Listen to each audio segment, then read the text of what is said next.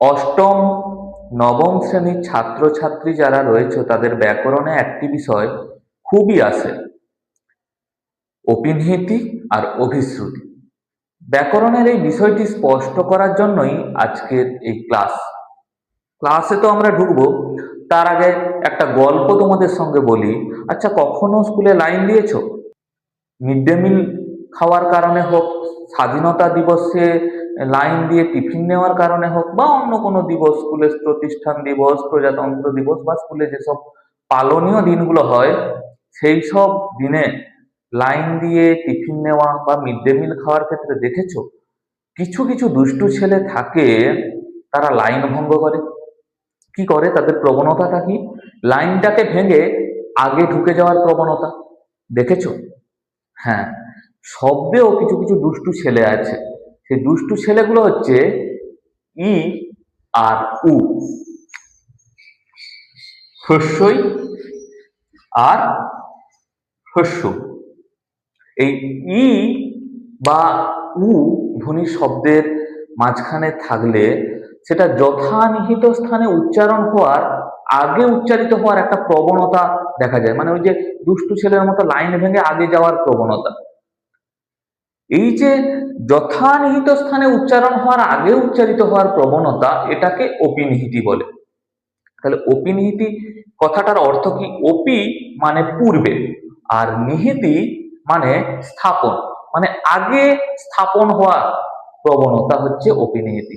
শব্দে ই বা উ ধ্বনি থাকলে সেটা যথানিহিত স্থানে উচ্চারিত হওয়ার আগে উচ্চারিত হওয়ার যে প্রবণতা দেখা দেয়, এটাকে অপিনিহিতি বলে।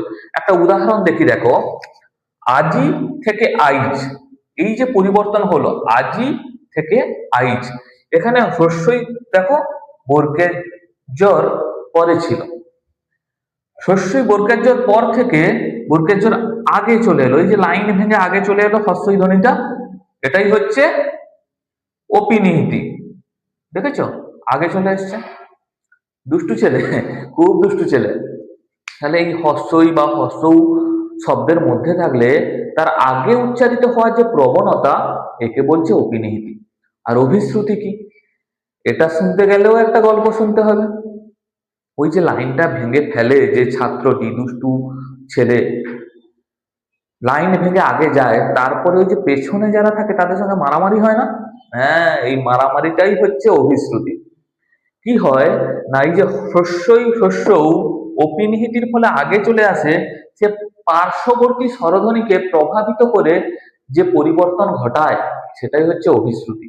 এই যে দেখো, এখানে পরিবর্তন ঘটিয়েছে আইজ থেকে আজ, এই যে ধ্বনি পরিবর্তন, এইটা হয়ে গেল অভিশ্রুতি। তাহলে আজি থেকে আইজ এটা হচ্ছে অপিনিহিতি, আর আইজ থেকে আজ এটা হচ্ছে অভিশ্রুতি।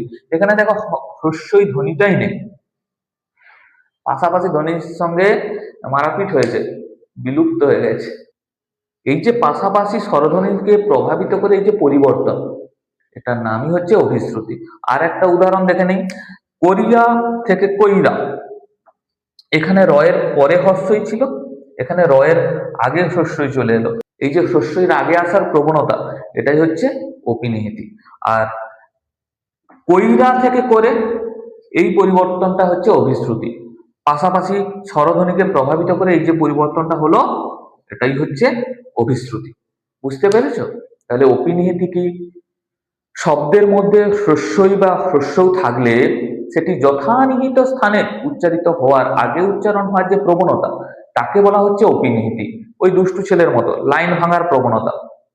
আর অভিশ্রুতি ব্যাপারটা কি? অপিনিহিতির ফলে হ্রস্বই বা হ্রস্বউ যখন আগে উচ্চারিত হয়, তখন তা পার্শ্ববর্তী ধ্বনিকে প্রভাবিত করে, মূলত স্বরধ্বনিকে প্রভাবিত করে যে ধ্বনি পরিবর্তন ঘটায়, সেটাই হচ্ছে অভিশ্রুতি। মানে ওই লাইন ভাঙার পরে পাশাপাশি ছেলেদের সঙ্গে যে গন্ডগোল মারামারি, ওটাই হচ্ছে অভিশ্রুতি। পরিষ্কার? ক্লাস 9 এবং 8 অপিনিহিতি কাকে বলে, অভিশ্রুতি কাকে বলে, সংজ্ঞা সহ উদাহরণ দাও আসে। বুঝতে পারলে?